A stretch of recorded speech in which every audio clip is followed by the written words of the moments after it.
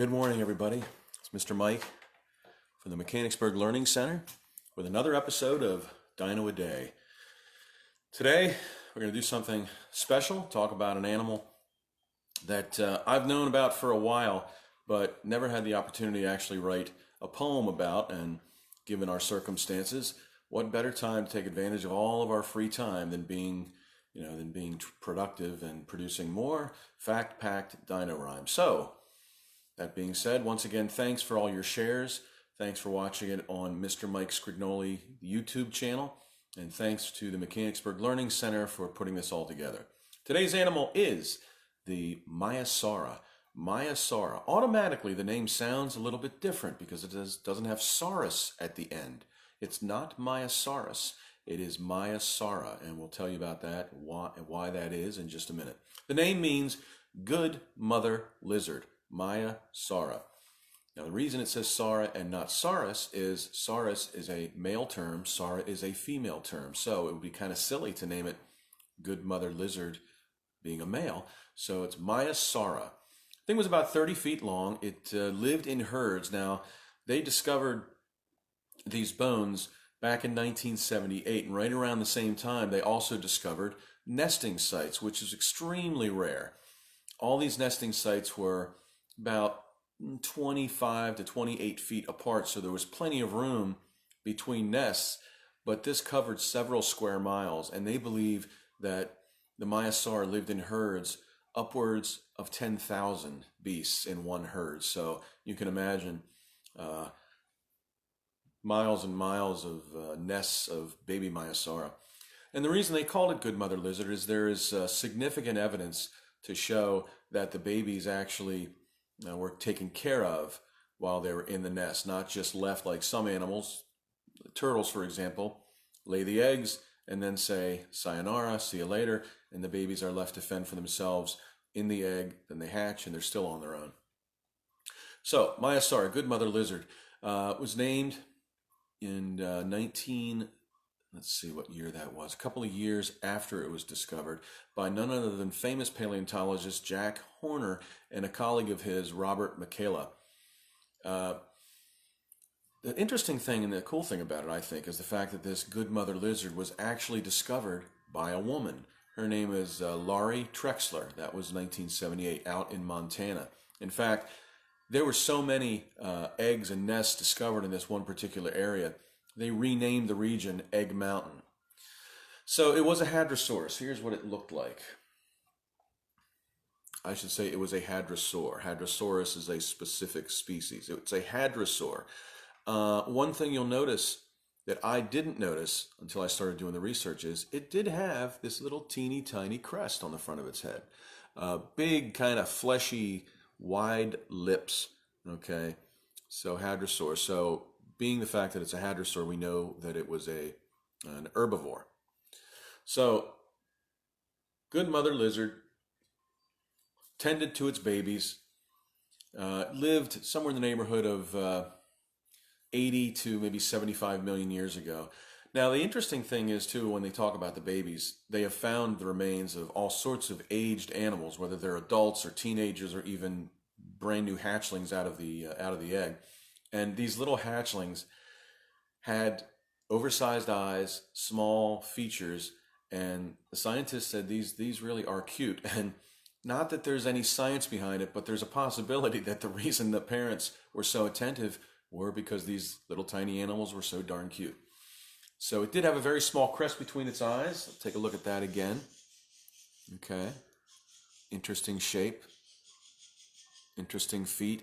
It didn't have a lot of weaponry. This was not something that could protect itself with a club on its tail or sharp teeth or spikes or things like that. It probably stayed in herds as a means of protection. When you got a lot of animals, it's hard for a predator to go after them because there's so many others to help protect it. So, 1978, the animal was discovered, eggshells were discovered, and interestingly enough, they were not necessarily brand new hatchlings that were discovered in the nest, which means that something was helping them stay alive by feeding them, because the hatchlings were too young to leave the nest, go find food, and come back. So the fact that they found eggshells that had been broken because they'd been trampled upon, and they found that these babies were not brand new hatchlings, meant that someone was taking care of them, and we can surmise that it was one of the parents. So we know a lot about Maiasaura because we have discovered over 200 different specimens. So that's an awful lot. As I've said in other segments, sometimes they name a complete new species on a single bone or a tooth, and here we had 200 different specimens to take a look at. They grew very fast. They believe that these little baby hatchlings grew to 3 feet long in their first year. So that's one thing, another thing that would help them stay alive. It did have a beak, kind of a little, not the kind of beak you would see on a typical, let's say, Triceratops, but it was a kind of a beak nonetheless. So it didn't have any teeth in the front, but it did have side teeth, which was good for chomping up the food. It would lay approximately 30 to 40 eggs at one time in a circular nest made out of dirt.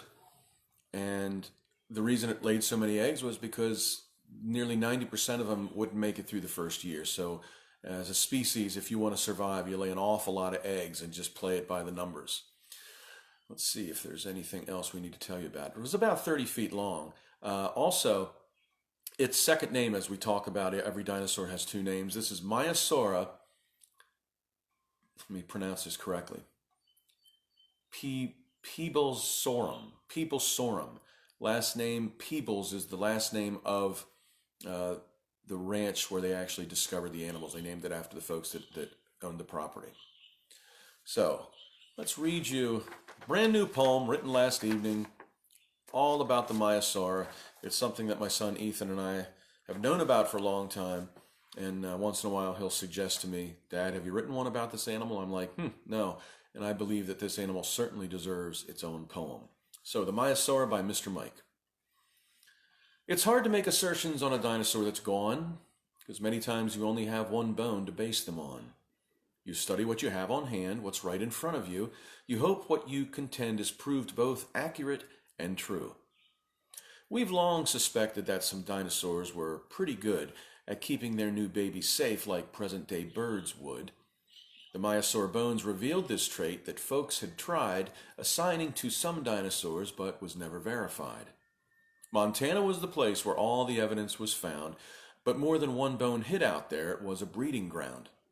The Maiasaur laid her eggs in nesting colonies, but they were far enough apart they wouldn't have to squeeze. The reason we decided that her name should now reflect her skills as a good mother, all her kids showed no neglect.